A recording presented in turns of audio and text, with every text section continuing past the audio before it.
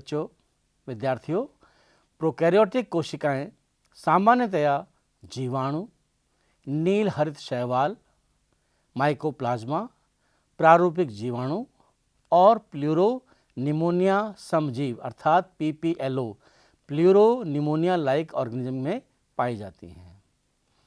सामान्यतया ये यूकैरियोटिक कोशिकाओं से बहुत छोटी होती हैं और काफ़ी तेज़ी से विभाजित होती हैं। प्रोकैरियोटिक कोशिकाएं आकार में काफ़ी भिन्न होती हैं। देखिए, इस बात को हम समझते हैं, इस चित्र को देखिए और इस चित्र को भली भांति से देखने पर यह बिल्कुल स्पष्ट हो रहा है कि प्रोकैरियोटिक कोशिकाएं आकार में कितनी भिन्न है। देखिए, काफ़ी भिन्न है। प्रारूपिक जीवाणु 1-2 माइक्रोमीटर की होती हैं। PPLO लगभग 0.1 माइक्रोमीटर का है और विषाणु, जिसको हम वायरस भी कहते हैं, ये 0.02 से 0.21 माइक्रोमीटर के विभिन्न आकार में पाए जाते हैं। इस प्रकार हम देख रहे हैं कि प्रोकैरियोटिक कोशिकाएं आकार में काफ़ी भिन्न होती हैं। विद्यार्थियों, प्रोकैरियोटिक कोशिका का एक बहुत ही प्रचलित उदाहरण है जीवाणु। जीवाणु अर्थात बैक्टीरिया। ये बैक्टीरिया या जीवाणु सूक्ष्म रूप से हमारे चारों ओर के वातावरण में उपस्थित हैं। ये हवा में है, ये हमारे पानी में है, हमारे चारों ओर, जब इवन हमारे कपड़ों में, हमारे बदन पर, सब जगह ये पाए जा सकते हैं। क्या कभी आपने इनके विभिन्न रूपों को देखा है या इनके मूल प्रकारों को जानने का प्रयास किया है?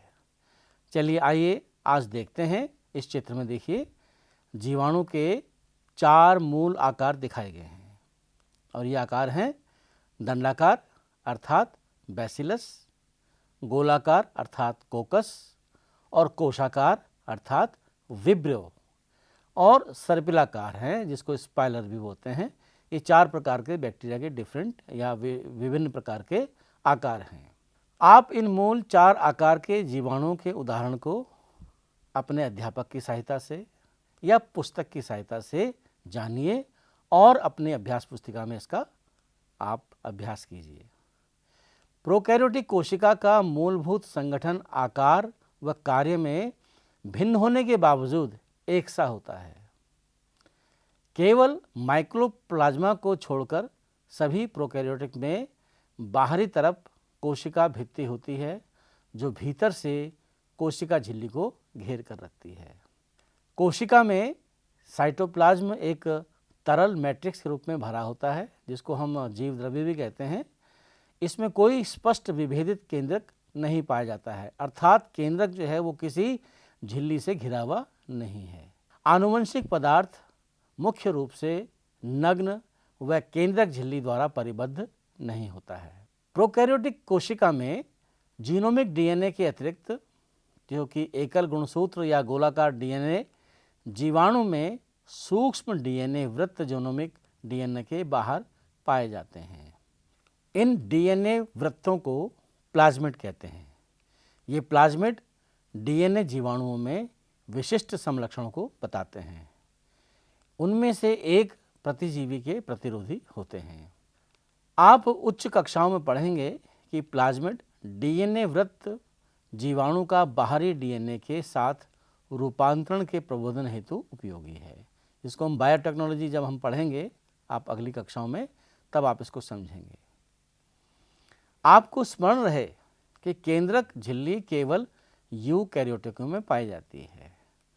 राइबोसोम के अलावा प्रोकैरियोटिकों में यूकैरियोटिकों के अंगक नहीं पाए जाते हैं। प्रोकैरियोटिकों में कुछ विशेष प्रकार के अंतर्विष्ट मिलते हैं। प्रोकैरियोटिक की यह विशेषता कि उनमें कोशिका झिल्ली एक विशिष्ट विभेदित आकार में मिलती है, जिसे हम मीसोसोम कहते हैं। ये तत्व कोशिका झिल्ली अंतर्वलन होते हैं।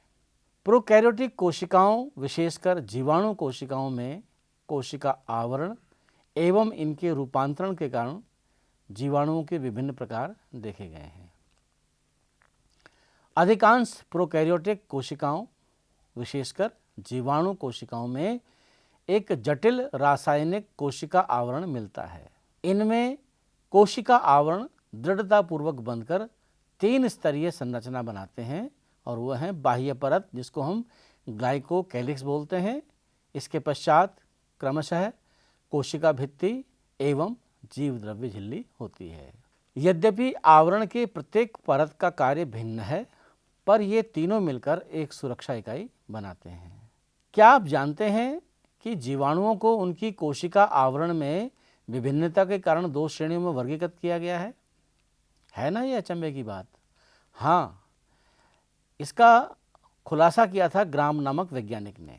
ग्राम नामक वैज्ञानिक द्वारा विकसित अभिरंजन विधि के द्वारा जीवाणुओं को उनकी कोशिका आवरण में विभिन्नता के फलस्वरूप विशिष्ट अभिरंजन के प्रति विभिन्न व्यवहार के कारण दो श्रेणियों में वर्गीकृत किया गया है।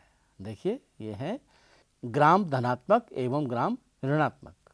उदाहरण के लिए इसको समझ सकते हैं ऐसे कि जो ग्राम अभिरंजित होते हैं उन्हें ग्राम धनात्मक कहते हैं, और जो अभिरंजित नहीं हो रहे हैं उन्हें हम ग्राम ऋणात्मक कहते हैं। अभी हमने चर्चा की कि अधिकांश प्रोकैरियोटिक कोशिकाओं, विशेषकर जीवाणु कोशिकाओं में एक जटिल रासायनिक कोशिका आवरण मिलता है। यह कोशिका आवरण दृढ़तापूर्वक बंधकर 3 स्तरीय संरचना जैसे बाह्य परत ग्लाइकोकैलिक्स, मध्य में कोशिका भित्ति एवं सबसे भीतरी परत जीव द्रव्य झिल्ली के रूप में बनाते हैं।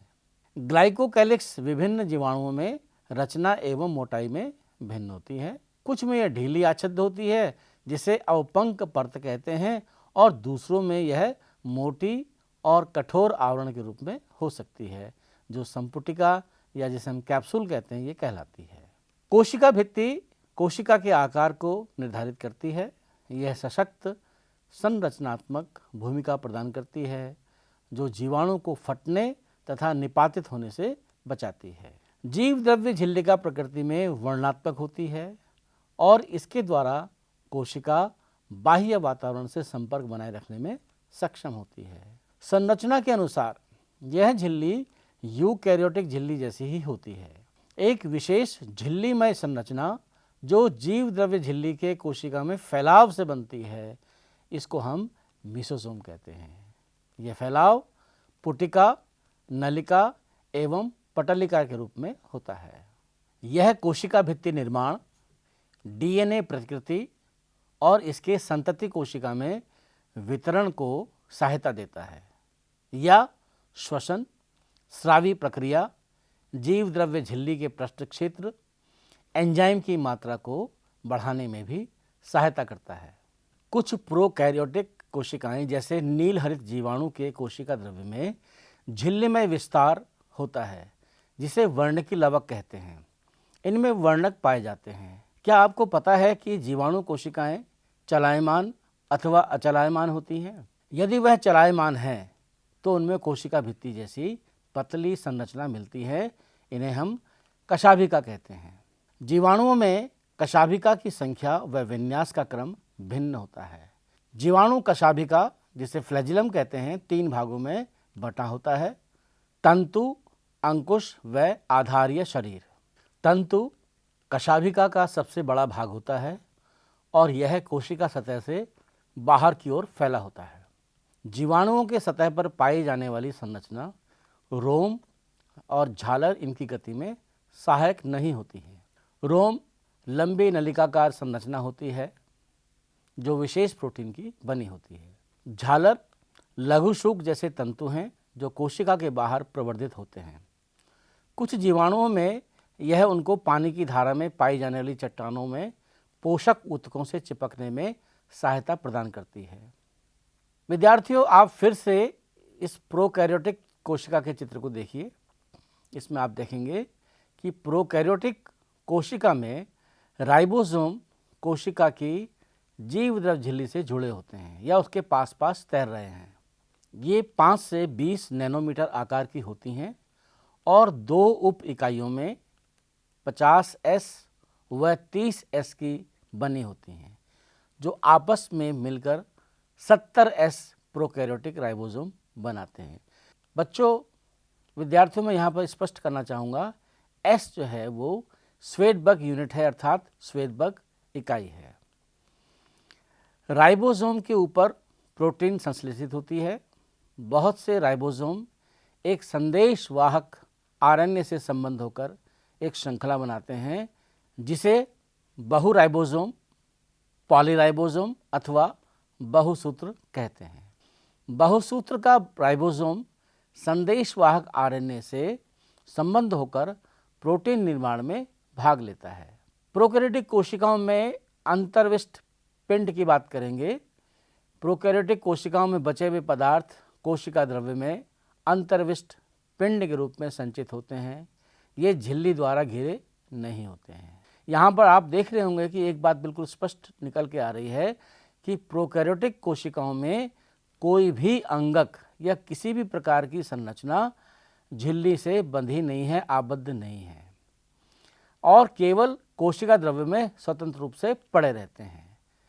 उदाहरण के लिए फॉस्फेट कणिकाएं, साइनोफाइसिन कणिकाएं और ग्लाइकोजन कणिकाएं ये स्वतंत्र रूप से कोशिका द्रव्य में तैरती रहती हैं। गैस रसधानी नील हरित, बैंगनी और हरी प्रकाश संश्लेषी जीवाणुओं में मिलती हैं।